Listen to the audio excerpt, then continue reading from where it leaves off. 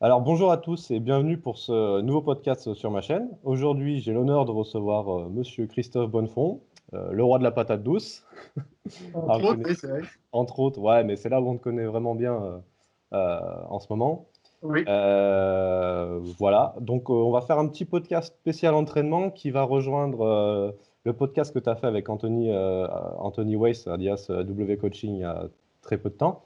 On va rebondir dessus, mais juste avant, bah, je vais te laisser te présenter parce que voilà, hein.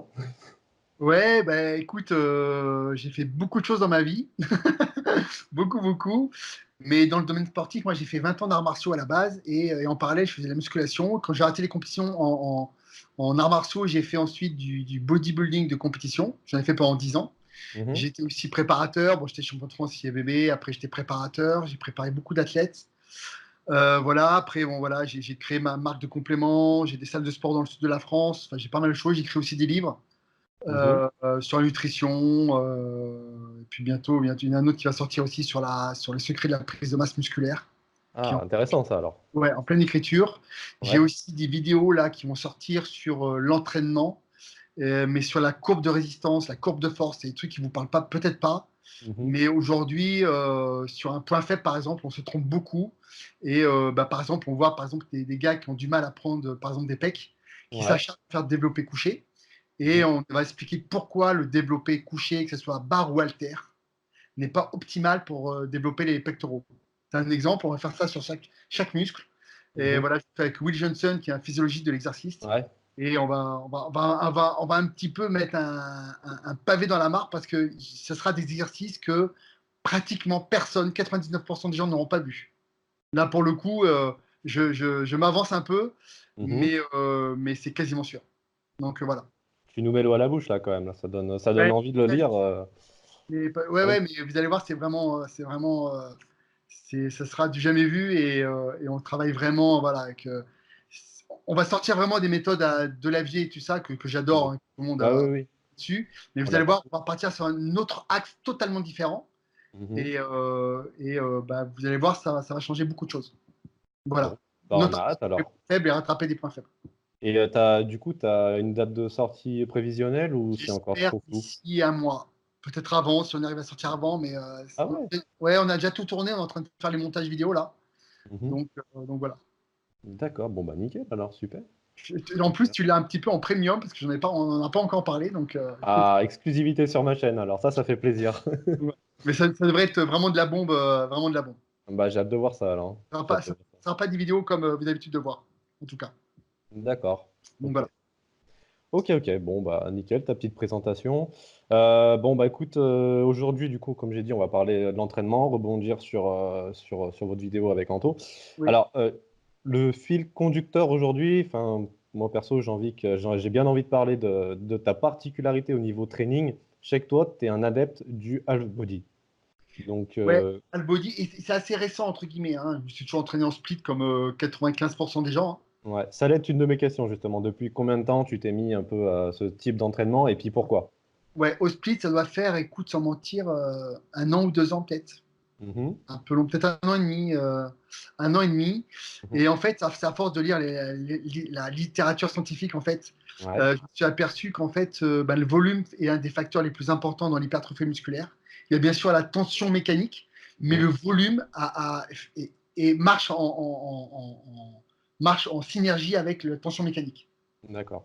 Et on s'est rendu compte que des hauts volumes permettaient bah, de continuer à progresser.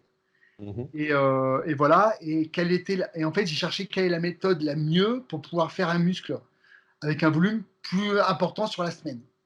D'accord. Voilà. Et le problème du split, c'est que bah, sur le premier exercice, on va dire, on va reprendre l'exemple des pecs, hein. On va faire par exemple du développé couché sur les pecs.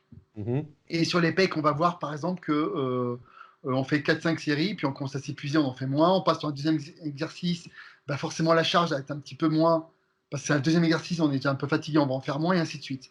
Ouais. Alors, si on fait un jour le bas, un jour le haut, et qu'on répartit un peu tous les exercices qu'on aurait fait par exemple le lundi, on le répartit sur la semaine, et ben en fait, on va avoir un volume d'entraînement et une tension mécanique plus élevée. Parce Oui, qu'on va bah être ouais.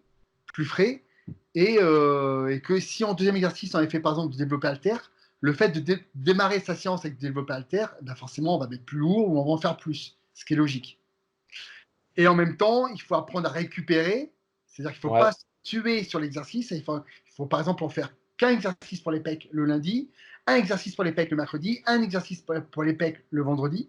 Mais en fait, on va mettre plus lourd sur chaque exercice et on va en faire plus. Bah forcément, si tu es frais sur tel ou Ouais, tel exercice, voilà. Et du si coup, tu en n'as fin pas de cramé semaine, ton muscle avant. exactement. Et Mm. en fin de semaine, on va avoir une fréquence qui est augmentée, un volume qui est augmenté et même une tension mécanique qui est augmentée. Mhm. Donc au final, on progresse. D'accord. Sur des gens qui sont sur du split depuis des années, qui ont du mal à progresser, ben de passer par exemple sur du half body, voire même du full body. Alors moi j'aime moins le full body, non pas parce que c'est moins efficace, c'est que j'ai du mal à enchaîner une fois le haut, une fois le bas. Enfin, passer par exemple, je dis n'importe quoi, mais passer du squat au développé couché, moi j'aime pas trop, tu vois. Mais Ah, c'est et puis personnel. enfin, moi personnellement aussi, je trouve que c'est vachement, ça crame quand même. Malgré qu'on dise que ça soit quelque chose de, entre guillemets, pour débuter, pour les débutants en muscu, je trouve Alors en que fait, si tu fais bien les choses, que si tu vas bien à fond, ça crame, quoi. Comme tu dis, tu voilà. passes du squat au couché, après tu fais Ouais. des exercices de base pour épaules Et ben, ou dos. en fait, c'est là où c'est tout le paradoxe. Ça serait plutôt une méthode pour des avancées que pour des Mm. débuts, le full body. Au C'est ça qui final, est ouais. paradoxal. Au final, C'est ouais. qu'on dit il vaut mieux faire un peu tout le corps tous les jours pour un débutant, et puis du split c'est-à-dire un muscle par jour, par semaine pour les confirmer. Et en fait, non, c'est l'inverse qu'il faudrait faire. Mhm. Commencer par du split pour les débutants, plus t'avances dans ta pratique et passer au full ou half. Alors, ça paraît fou, et dans vos têtes, vous dire, non mais Chris, qu'est-ce que tu dis comme connerie, ça paraît aberrant comme ça, mais en réalité, quand on y réfléchit, si on y réfléchit vraiment, quelle est la méthode pour pouvoir augmenter le volume, la tension mécanique et la fréquence? Et ben, c'est soit le full, soit le half body, ou le Bah, push leg. comme tu dis, ça peut paraître complètement fou, complètement, je veux dire, enfin, pas Voilà, logique, illogique, quoi. ouais, ça va à Mais, l'inverse de ce qu'on a appris. avec, avec les nouvelles avancées, les nouvelles études scientifiques, enfin, ça devient complètement logique parce que tu parles de volume. Il y a aussi la fréquence aussi on parle de plus en plus de la fréquence d'entraînement. Avec Anto, tu parlais d'entraîner minimum un groupe musculaire 2 fois par semaine, même si ce Alors, muscle en n'est pas un musculation, point faible. ouais, et c'est juste la littérature scientifique. Moi, je n'ai rien inventé du tout, hein. Encore une fois, j'ai rien inventé. Après, je lis la littérature Ouais, scientifique. ouais. J'en parle notamment avec Will, qui est lui un spécialiste dans ce domaine-là, vraiment un expert. Mhm. Et Will Jensen. Ouais. Et c'est vrai que il m'a remis en cause sur plein de choses par rapport à l'entraînement que je pensais. Et je trouve ça assez génial d'ailleurs. Mais en fait, c'est simple, hein. Imaginez, en fait, il faut savoir une chose, c'est que le facteur limitant en musculation, c'est la récupération. Une fois qu'on a compris Mhm. ça, imaginez si on pouvait faire les pecs, une séance de pecs qu'on fait tous les lundis, comme la plupart des gens font les pecs le lundi, une Ouais. séance de pecs le lundi avec 3 ou 4 exercices. Imaginez que cet entraînement-là, vous pourrez le refaire tous les jours. Lundi, vous faites une grosse séance de pecs, mardi, vous faites une grosse séance de pecs, mercredi, ainsi de suite. Imaginez au bout d'un mois, si on avait cette capacité de récupérer, au bout d'un mois, on aurait des pecs énormes. Il y a des chances. Il y a des D'ailleurs, chances. ça me fait penser, c'est un point enfin, sur lequel on va un petit peu s'attarder juste après. Mais vas-y, continue. Voilà. Mais le problème, c'est que le facteur limitant étant la récupération, on ne peut pas le faire. Parce que le lendemain d'un gros travail de cuisse ou de pec ou de dos, on est défoncé. Voilà. Donc, on Clairement. doit prendre plusieurs jours pour récupérer.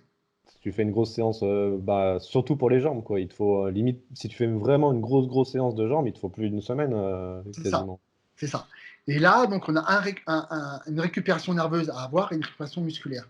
Mhm. Donc tout ça, ça pose problème. Et en fait, aller dans le rouge, le no pain no gain qu'on entend tout le temps, aller dans le rouge, en fait, entrave la récupération.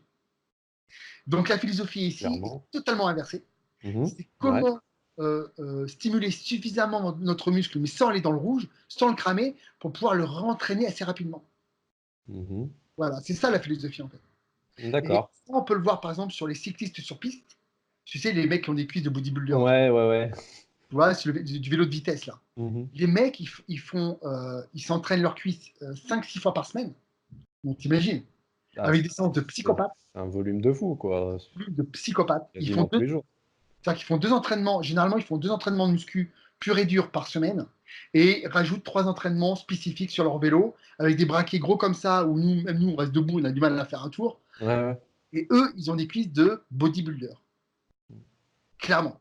Tu vois. Et c'est là où on voit, ben, on peut s'inspirer aussi d'eux, où ils ont un volume de travail qui est conséquent. Ouais, oui, il y a une piste à explorer quand même là. Voilà. Ouais, carrément. Donc voilà. Et alors, bon, du coup, on va rebondir sur à peu près ça.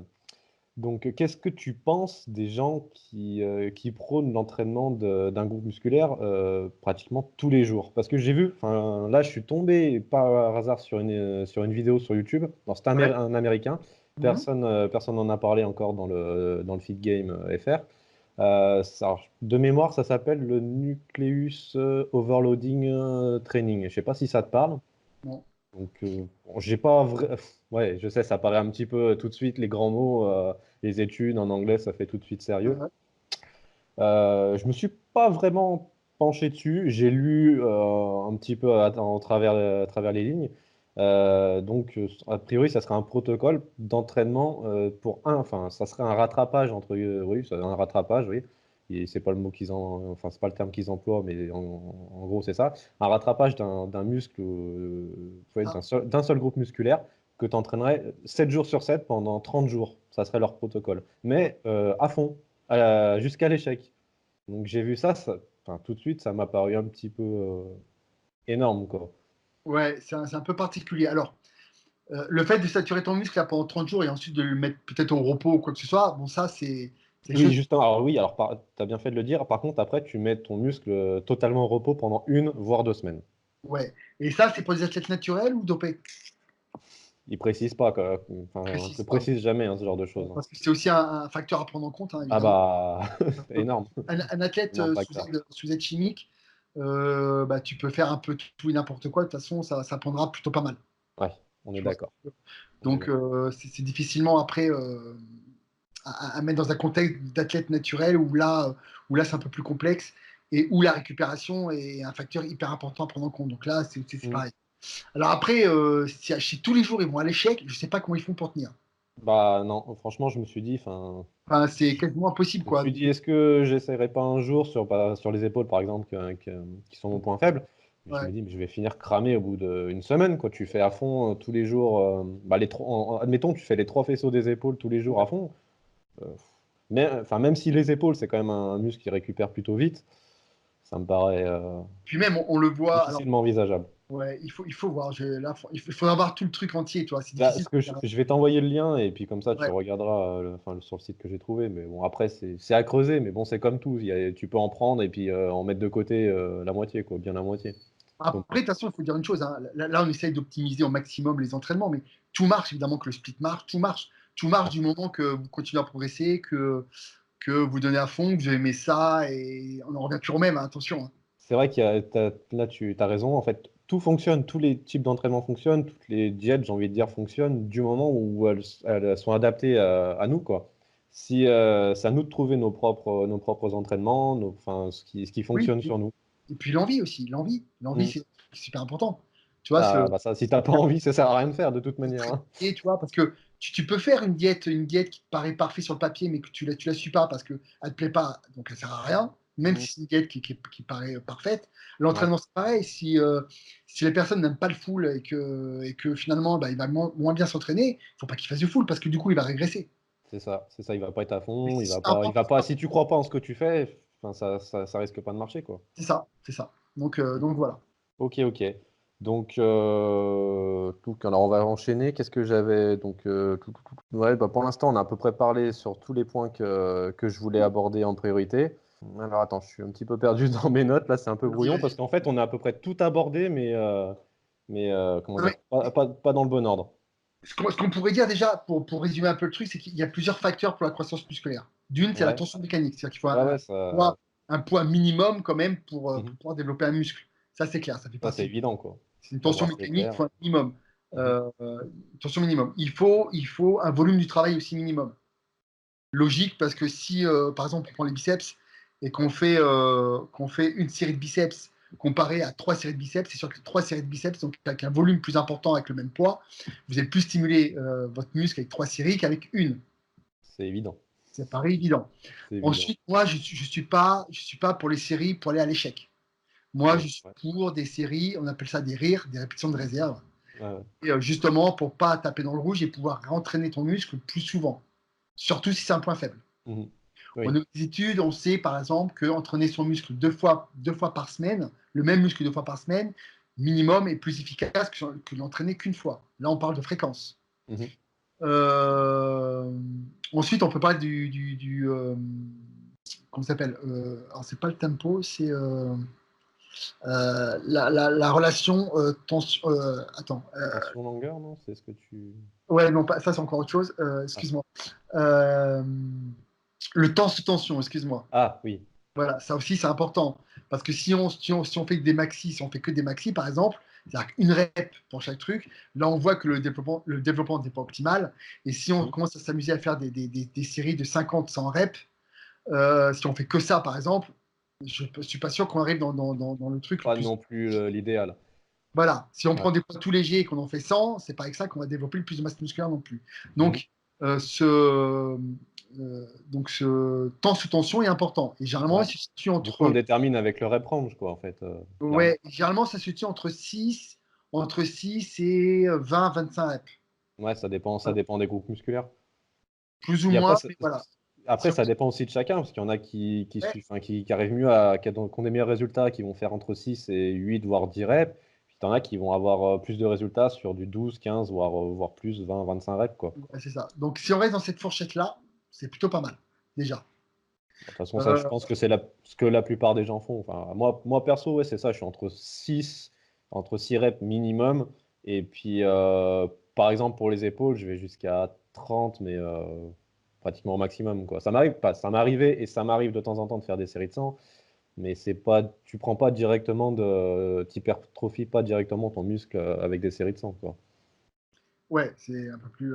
Ouais. L'hypertrophie pure, je pense pas que ce soit le plus efficace. Non, non, non.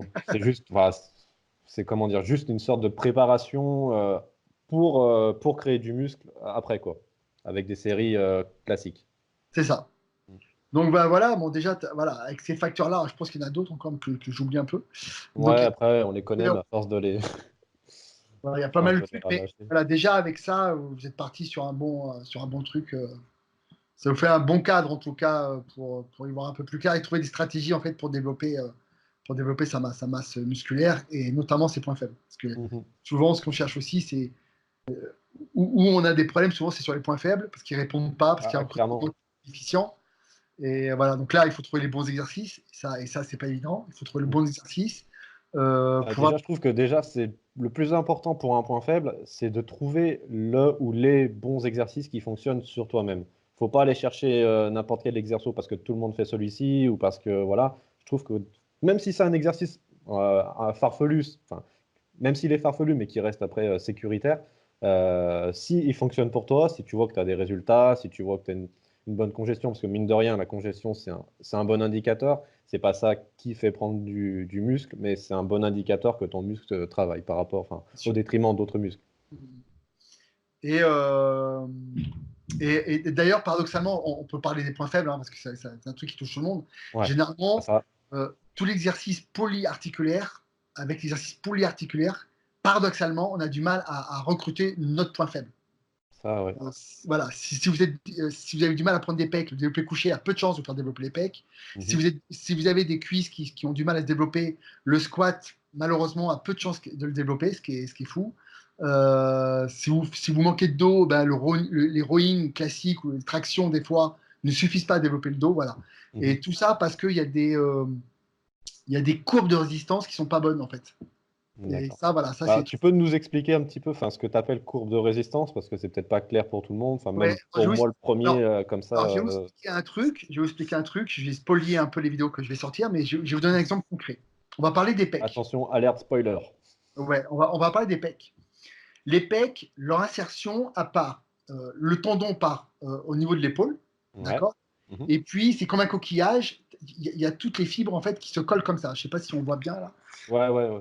Bah, Voilà, après, ça, moi, je ça vois ce parce sont les que je pecs. vois Voilà, comment c'est fait, mais oui. voilà. Tu as le tendon Ok. principal et Mhm. ensuite tu attaches. En fait, c'est euh, les termes exactement, c'est euh, attends, je ne me rappelle plus. Bref, tu as le tendon qui vont jusqu'aux origines. Mhm. Voilà. OK. Et ça part comme ça, le pec. Exactement comme ça. Ouais. Tac. OK. Quand vous faites du développé, par exemple, dites, j'ai envie de développer le haut des pecs. Mhm. Commencez à vous mettre sur de l'incliné. Vos fibres, elles sont dans ce sens-là. Elles ne sont pas dans ce sens-là. Donc, quand vous poussez comme ça, vous n'allez pas dans le sens des fibres. Parce que les sens des fibres sont comme ça. Donc, on croit développer le haut des pecs en faisant de l'incliné, on se met le doigt dans l'œil. Ça, c'est les croyances. C'est que des fois, on en oublie enfin, que tel muscle, comme tu dis, il va d'un point A à un point B, et que si tu veux le travailler, faut le contracter sur sa, comment Ouais, dire, sur la distance qu'il parcourt, quoi. ouais, Tu vas pas faire un truc comme ça, ou voilà, ton c'est muscle, ça. il est là, tu faut que Exactement. les deux insertions se rejoignent, Exactement. simplement. Et le pec, en fait, il doit donc s'étirer par là, Mhm. s'étirer et se contracter par là. Ouais. Et même pour le haut des pecs. Parce que les fibres vont dans ce sens-là. Mhm. La fibre du haut du pec, la tâche, elle est là. À la rigueur, elle est droite. Mais les fibres, elles sont dans ce sens-là. Elles ne sont Mhm. pas dans ce sens-là. Mhm. Donc, quand on fait ça, on stimule surtout l'épaule. Mais quasiment pas le pec. Même s'il est sous tension, en fait, la contraction est très mauvaise. Parce qu'il faut avoir une contraction maximale du pec, donc l'étirement par le haut, et on descend comme ça, et là, il y a une contraction qui est maximale. Donc, tous les exercices, en fait, développés, c'est pareil, il y a l'étirement, mais comme on remonte droit, par exemple avec la barre, eh ben, il y a pas de réelle contraction, en fait, optimale. Ça ne veut pas dire qu'on ne va pas prendre des pecs avec développé couché, on peut, Ouais. mais si c'est un point faible, Si c'est un point faible, il va pas quand la réagir, quoi. résistance elle n'est pas bonne, bah, ça restera toujours un point faible. Et puis surtout les épaules, les triceps qui vont prendre le relais. Voilà. Donc c'est pas le bon mouvement en fait. D'accord. Alors là, je suis en train de réfléchir un petit peu au mouvement là, que tu fais avec tes bras. Donc, ça me fait un petit peu penser, bon, bah, déjà, à l'écarté poulie où tu vas partir du haut et revenir un petit peu vers le bas. Donc ça, Ouais, forcément, ça va bien travailler. oui, Et du coup, ça met un petit peu la puce à l'oreille parce qu'il y a un mouvement qui est un petit peu oublié dans les salles. C'est le développé décliné. totalement. De Sauf qu'il y a quoi? pas de rapprochement au bout, il y a pas d'effet convergent au bout, Ouais. mais c'est vrai que le décliné serait sûrement plus efficace en tout cas que On est d'accord qu'il se rapproche bien du mouvement des fibres par rapport aux en tout insertions cas, des pecs. la courbe de résistance est meilleure, ouais. Mhm. Est Et meilleure. ça, c'est un exercice qui est souvent, enfin, moi je le vois rarement, quoi. Enfin, peu de gens en parlent, mais je trouve c'est très efficace quand même comme mouvement. Ouais. Donc voilà, bah, ça c'est un exemple. Et pour tous les muscles, c'est pareil. C'est que le sens des fibres de chaque muscle, souvent, bah, on fait l'exercice, on va dire classique, et finalement, ça ne correspond pas forcément au bon sens, au niveau de la courbe la courbe de résistance, ni dans le sens des fibres. Bah, c'est pas bon. D'accord. Ok. Bah après, pour moi, ça c'est clair, mais je pense que c'est loin d'être clair pour beaucoup de monde. Ouais, mais du coup, on a assez peu d'exercices qui vont dans le bon sens. Au final, ouais, quand enfin, tu réfléchis à ça, il y a très peu de Ouais, très bons exercices anatomiquement parlant, quoi, on va dire. ouais.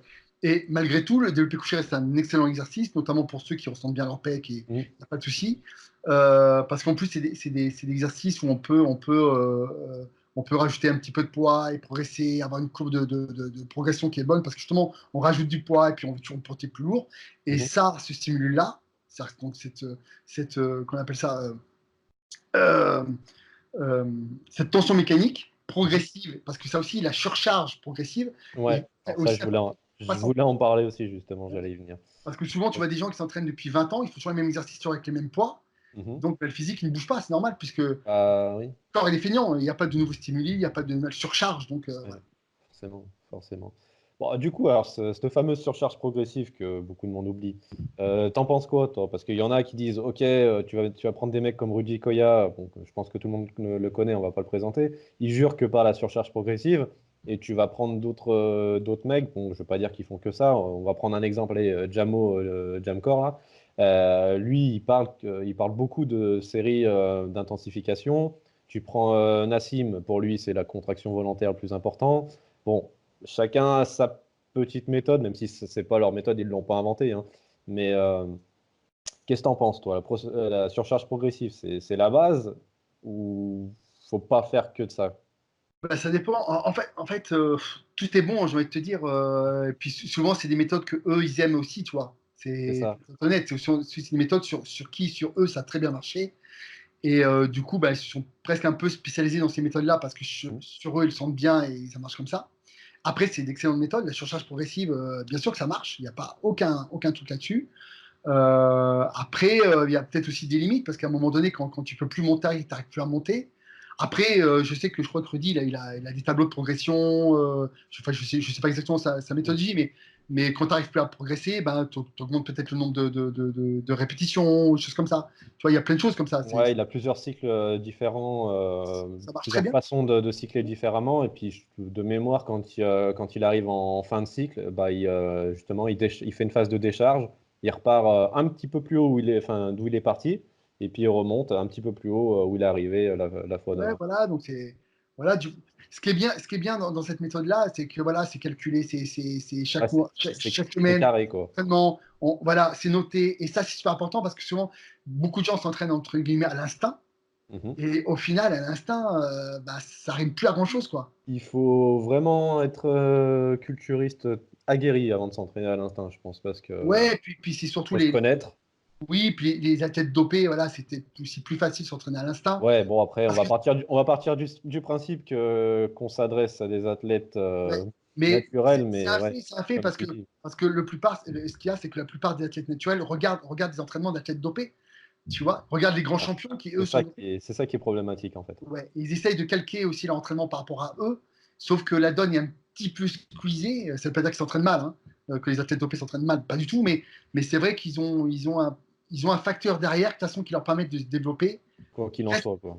quoi qu'il en soit. Bah, de toute Voilà. façon, les études, même s'il y en a qui nient un petit peu les résultats de ces études, les études, elles parlent d'elles-mêmes. Quand on te dit que quand tu es sous stéro ou autre forme de dopage, et que tu n'as même pas besoin de faire de sport ou d'être à la diète pour prendre du muscle et perdre du gras, bon, bah voilà, après, t'as Bon, pas besoin de après, rajouter, sans t'as pas besoin de stimuler la rajouter fibre, grand-chose, quoi. ça va pas aller loin non plus, quand même, hein.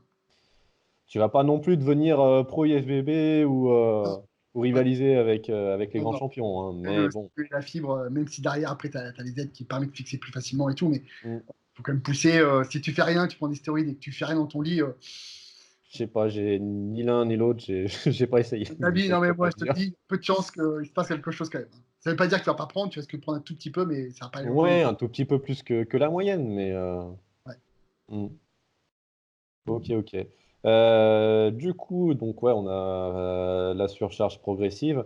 Toi, enfin, tu es plutôt quoi? Tu utilises la surcharge progressive ou tu es plutôt sur d'autres systèmes Alors plus je vieillis d'intensification? et moins je m'en sers au final. Je m'en sers bien Ouais. sûr, je m'en sers toujours un petit peu, mais un petit peu Mhm. moins. C'est qu'en vieillissant, ben, tu as peut-être moins envie de faire des max, enfin, des max, je me comprends, de pousser avec tes articulations, machin, mais Et ça fait puis 30 ans que je m'en. t'as peut-être atteint tes limites aussi au bout d'un moment. Ouais, bien sûr, puis ça fait 30 ans que je m'entraîne, tu vois, donc, tu as peut-être plus envie de faire le bourrin comme avant, quand tu C'est avais ça. 20 ans, parce que voilà. L'ego lifting, c'est terminé, quoi. Ouais, donc je préfère plus la fréquence et le volume. Mhm. D'une, parce que c'est moins traumatisant pour les articulations, C'est ça. et puis voilà quoi.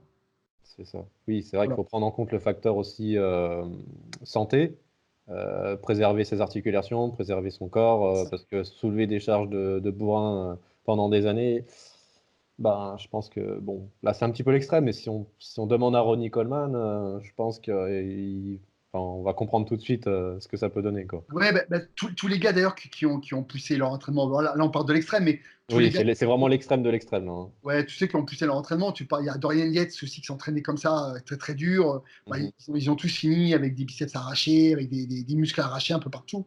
Bon, bah, c'est logique, hein, c'est logique, hein. Donc, il faut trouver, je pense, un bon compromis pour se préserver, quoi.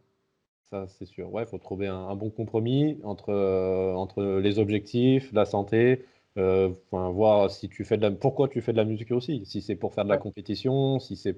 Enfin, après, quand on dit muscu, c'est au sens large, quoi. Il y a muscu enfin, muscu culturiste, il y a muscu faire de la force. Faut ouais, c'est voir ça, les objectifs du départ. c'est ça. Voilà, voilà. Bon, bah écoute, je pense que c'était déjà pas mal. On a abordé tous les points que je voulais aborder. Ouais, il y a pas mal d'informations. Ouais, il y a beaucoup d'infos. Donc pour aujourd'hui, on va se dire qu'on va s'arrêter là. Si ça te dit, on fera un petit podcast un peu plus tard, hein, Ouais, parce avec que plaisir, avec c'est plaisir. toujours un plaisir de partager et puis surtout ben, d'apprendre avec des gens qui ont beaucoup, beaucoup d'expérience, comme toi, enfin, qui a été culturiste, qui a fait de la compétition, qui a été préparateur aussi. C'est toujours très enrichissant. Ok, ouais, écoute, c'est super. Voilà. Bon, bah Bon, écoute, je te dis à la prochaine alors. ouais, et bah écoute, à la prochaine. Et puis bah merci d'être intervenu sur la chaîne. Je t'en prie. Allez, Ciao. ciao.